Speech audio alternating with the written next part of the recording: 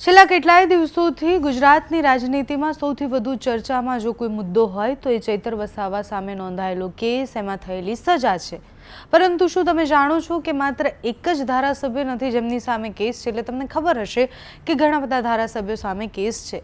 ગુજરાત વિધાનસભામાં કુલ 182 ધારાસભ્ય છે, જેમાંથી 40 જેટલા ધારાસભ્ય એવા છે કે જે ચૂંટણીના સોગંદનામું જ્યારે આપે છે ત્યારે ક્રિમિનલ રેકોર્ડ જે આપવાનો હોય છે એમાં જે કેસ નોંધાવે છે એ આનાથી પણ ખૂબ વધારે ગંભીર છે।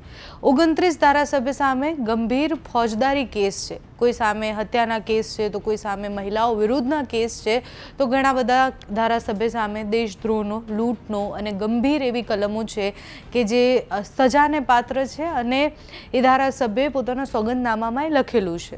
તો આજે વિસ્તારથી વિષય પર વાત કરવી છે। એડીઆરનો રિપોર્ટ છે જેમાં તમામ માહિતી છે, જેમાં ક્રિમિનલ કેસ તો ખરી જ, પણ એની સાથે તમને ધારાસભ્યના ફાઇનાન્શિયલ બેકગ્રાઉન્ડ જે છે એના વિશે પણ વિસ્તારથી વાત કરીશું, એ આંકડાઓમાં વાત કરીશું।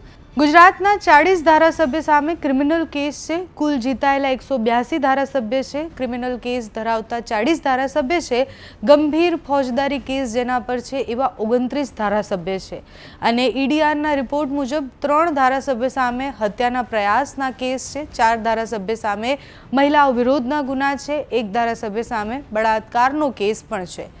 પહેલા ધારાસભ્ય હાર્દિક પટેલ, આઈપીસીની કલમ 124A દેશદ્રોહ, આઈપીસીની કલમ 307 હત્યાનો પ્રયાસ, આઈપીસીની કલમ 395 લૂંટ, આઈપીસીની કલમ 435 આગ લગાવી મિલકતને નુકસાન કરવું, આઈપીસીની કલમ 332 સરકારી કર્મચારીને ફરજ બજાવતા ઈજા કરવી, આઈપીસીની કલમ 153A સમાજમાં વયમનસ્યતા ફેલાવવી, ઉપરાંત 143, 147, 148, 149, 427, 504, 506 સહિતની કલમો છે।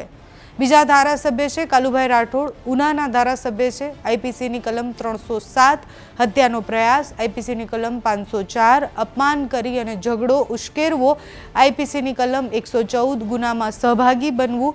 ત્રીજા ધારાસભ્ય છે જેઠાભાઈ આહિર, જે શહેરાના ધારાસભ્ય છે, આઈપીસીની કલમ 376 મુજબ બળાત્કારનો ગુનો છે એટલે એ દાખલ થયેલી છે, આઈપીસીની કલમ 366 અપહરણ કરી અને લગ્ન અને શારીરિક શોષણની જે કલમ છે એમાં પણ એમને કેસ થયેલો છે, આઈપીસીની કલમ 354 મહિલાની છેડતી, આઈપીસીની કલમ 384 ખંડણી, આઈપીસીની કલમ 120B ગુનાહિત ષડયંત્ર, આઈપીસીની કલમ 468 બનાવટી દસ્તાવેજો, આઈપીસીની કલમ 506 એ ધમકી માટે નોંધાતી હોય છે। આ બધી જ કલમો હેઠળ એમને ગુના નોંધાયેલા છે।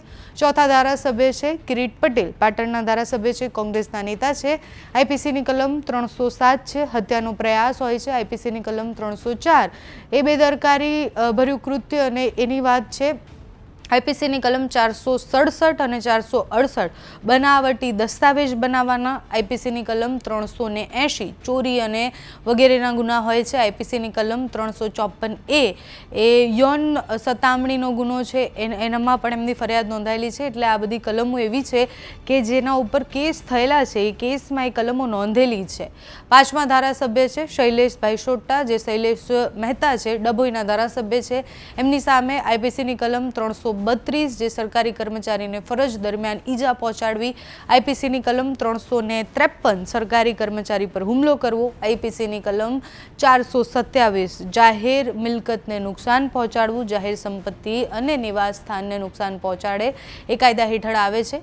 છઠ્ઠા ધારાસભ્ય છે જીતેન્દ્ર સોમાણી, જે વાંકાનેરના ધારાસભ્ય છે, એમની સામે આઈપીસીની કલમ 332 સરકારી કર્મચારીને ઈજા પહોંચાડવી, આઈપીસીની કલમ 186 સરકારી ફરજમાં અવરોધ લાવવો, આઈપીસીની કલમ 504 ઉશ્કેરણી માટે હોય છે। આ બધી જ કલમો હેઠળ ગુનો નોંધાયેલો છે।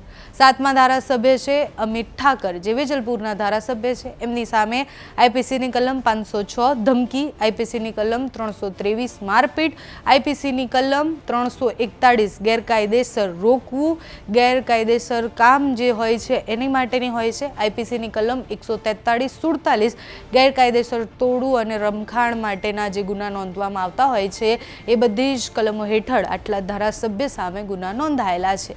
આ રિપોર્ટમાં ધારાસભ્યના ક્રિમિનલ બેકગ્રાઉન્ડ તો છે જ, એટલે 40 ધારાસભ્યના ક્રિમિનલ બેકગ્રાઉન્ડ આપવા એ ખૂબ મુશ્કેલ બની જાય, પણ આ ઉદાહરણો માટે આપેલા જે 5-7 ધારાસભ્ય છે એમના ક્રિમિનલ બેકગ્રાઉન્ડ છે, જેમના ઉપર ગંભીર કલમો હેઠળ ગુના નોંધાયેલા છે, એવી ગંભીર કે જે સજાપાત્ર હોય છે, જેમાં જામીન નથી મળતે મોટા ભાગે, એટલે આ બધા જ ગુના ધારાસભ્ય સામે નોંધાયેલા છે.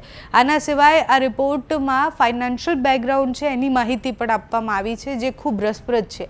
એ માહિતી વાંચીએ તો આપણને ખબર પડે કે કેટલા અમીર અને કરોડપતિ ધારાસભ્ય છે અને કેટલા આપણા જેવા મધ્યમ વર્ગીય ધારાસભ્ય છે. તો ગુજરાતમાં એ જે ધારાસભ્યના હિસાબ એટલે સંપત્તિના હિસાબની વાત કરીએ તો ગુજરાતમાં 151 ધારાસભ્ય કરોડપતિ છે અને 3 ધારાસભ્ય એવા છે જેમની સંપત્તિ એ 25 લાખથી પણ ઓછી છે. એટલે ગુજરાતના સૌથી ઓછી સંપત્તિ ધરાવતા એ 3 ધારાસભ્ય છે. એમની વિગતથી વાત કરીએ તો એમાં પહેલા ધારાસભ્ય છે કોકણી મોહનભાઈ ઘેડાભાઈ, એટલે કે મોહન કોકડી જેને આપણે કહીએ છીએ, વ્યારાના ધારાસભ્ય છે, બીજેપીના છે. જાહેર સંપત્તિ એમની 18.56 લાખ છે. સુધીરભાઈ વાઘાણી બીજા નંબરના ધારાસભ્ય, ગારિયાધારના ધારાસભ્ય છે અને એમની જે જાહેર સંપત્તિ છે એ 19.3 લાખ છે. મહેન્દ્રભાઈ ભાભોર જે છે ગરબાડાના ધારાસભ્ય છે, એમની સંપત્તિ 21.52 લાખ રૂપિયા છે. એટલે આટલે જેટલા પણ ધારાસભ્યના નામ કીધા એ બધા જ ધારાસભ્ય એવા છે કે જેમની પાસે ઓછી સંપત્તિ છે, 25 લાખથી ઓછી સંપત્તિ છે. બાકી બધા જ ધારાસભ્યો મોટાભાગના એ કરોડપતિ ધારાસભ્ય છે. તો આ માહિતી તમારા સુધી એટલે પહોંચાડી કારણ કે તમારા વિસ્તારના ધારાસભ્ય વિશે તમને જાણ હોવી જોઈએ. જો આપણે કેટલાય દિવસથી એક કેસ વિશે વાત કરીએ છીએ, એક ધારાસભ્યએ શું કર્યું એના વિશે વાત કરીએ છીએ, તો આપણને પણ ખબર હોવી જોઈએ કે કેટલા ધારાસભ્ય છે. એટલે 40 જેટલા ધારાસભ્ય છે જેમના સામે ગુનાહિત કૃત્ય અને એના માટેના કેસ થયેલા છે, જેમાંથી 29 જેટલા ધારાસભ્ય સામે તો ગંભીર ગુના છે. અને તમને જે લિસ્ટ આપી એ બધા ધારાસભ્ય સામે તો અતિ ગંભીર ગુનાના હેઠળ FIR થયેલી છે, કેસ થયેલા છે, કોર્ટમાં કેસ ચાલે છે. અત્યારે તો આ જે માહિતી છે એ ADRના રિપોર્ટ પ્રમાણેની માહિતી છે, જેમાં ધારાસભ્યના ક્રિમિનલ અને ફાઇનાન્શિયલ બેકગ્રાઉન્ડ જે છે એના આંકડાઓ દર્શાવેલા હતા. તમને તમારા વિસ્તારના ધારાસભ્ય વિશે શું ખબર છે એ અમને કોમેન્ટ્સમાં જણાવજો. અત્યારે આ વિડીયોમાં બસ આટલું. જો તમે અમને YouTube પર જોઈ રહ્યા હોય તો સબસ્ક્રાઈબ કરજો, ફેસબુક પર જોઈ રહ્યા હોય તો ફોલો કરજો, અમારા વિડીયોને લાઇક અને શેર કરજો.